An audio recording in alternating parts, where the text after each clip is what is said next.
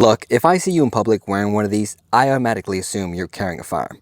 But what if I told you it doesn't have to be that way? What if I told you that you can still get all the benefits that off-body carry offers without the whole world assuming you're carrying a firearm?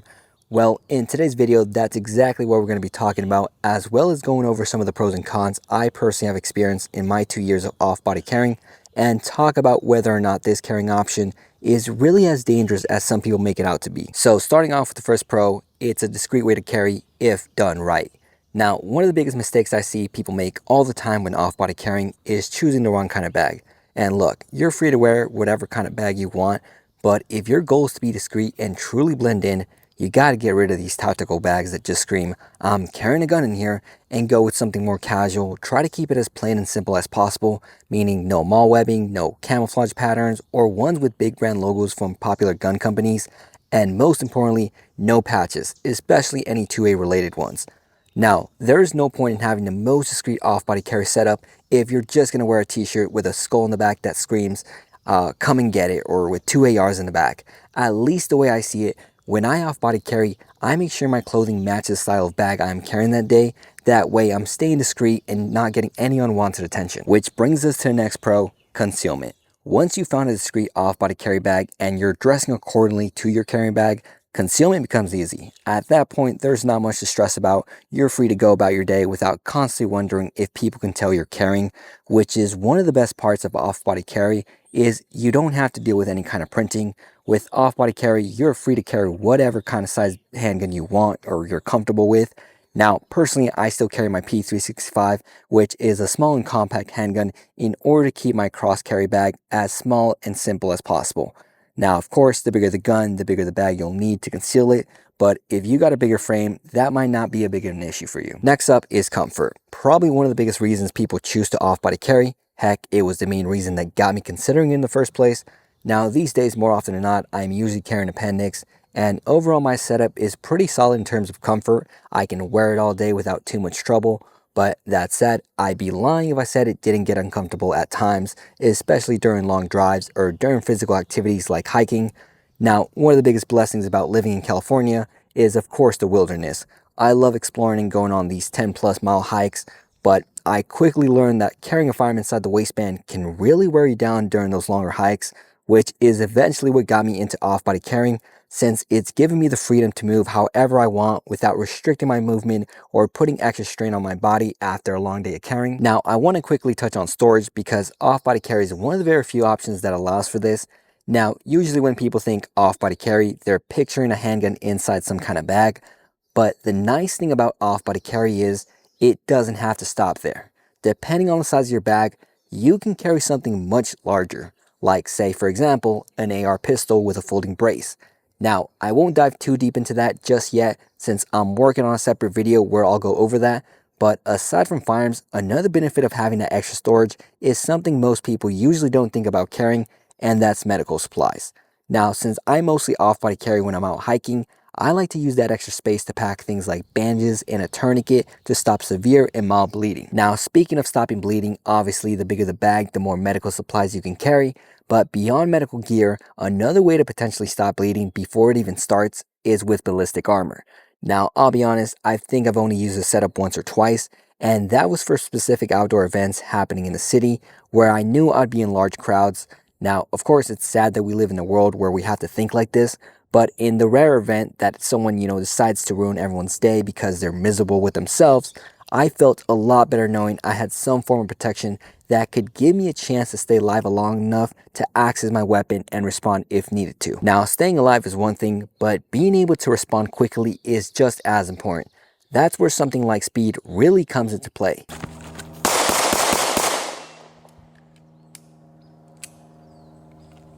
Now, despite the stigma around off-body carry when it comes to speed, it can surprisingly be pretty fast, especially with the right setup. This is where having the right bag makes a huge difference because I've used some off-body carry bags in the past that I really didn't like when it came to speed, but that quickly changed once I started using these bags designed specifically for fast access to your firearm. All thanks to these pull tabs that are meant to be pulled down in one quick motion, giving you almost instant access to your firearm. These features alone have made a massive difference in how confident and capable I feel in my draw speed when it comes to off-body carrying, especially when it comes to things like having a low profile axis, which is one of the things you have the ability to do thanks to where your gun is located.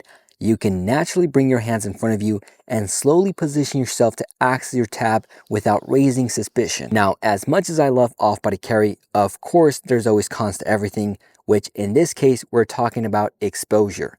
Now, like I mentioned earlier in the beginning of the video, you can definitely do things to keep a discreet profile while off-body carrying. A lot of it can be as simple as just choosing a plain and simple bag, as well as dressing accordingly to your environment. But even after all that, that still doesn't change the fact that you're carrying a bag attached to your body, which no matter what, will still bring some attention, which is important on top of having a discreet carry bag and dressing accordingly to your environment. Another mistake I see people doing, even when they have all these nailed down, is having this paranoia where they're constantly looking over their shoulder, gripping onto their pull tab like something's about to pop off at any second, or holding onto their bag in a way that just radiates tension like they're guarding something inside. Which ultimately brings me to my next con, theft. Now, off-body carry by its nature leaves you vulnerable, not just because your firearm isn't physically on you, but because these bags are often used to carry a lot more than just a gun.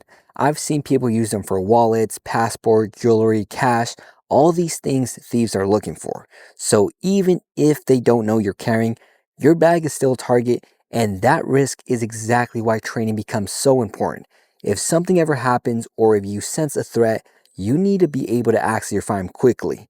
And the truth is, drawing from an off-body carry setup isn't always as smooth as I demonstrated. Leading me to my last con, speed.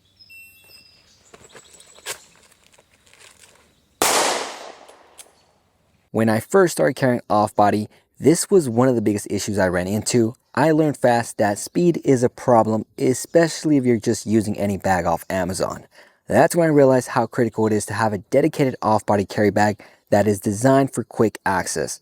But even then, it's still not enough if you don't put in the time and train with it. You need to be confident that under pressure,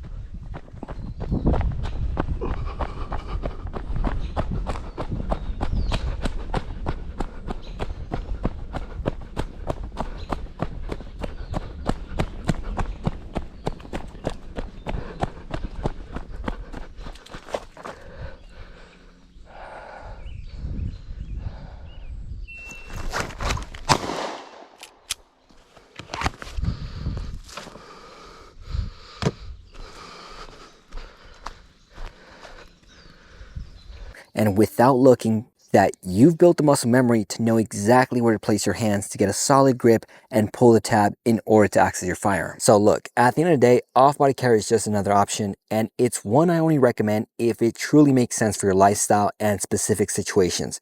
If you're just heading out to the store or running a quick errand, you're almost always better off carrying inside the waistband. Personally, like I mentioned throughout the video, I only off-body carry for times when on-body carry simply just isn't practical, like during long drives, hikes, or when I'm going to the gym and I know I won't be able to physically carry on my body.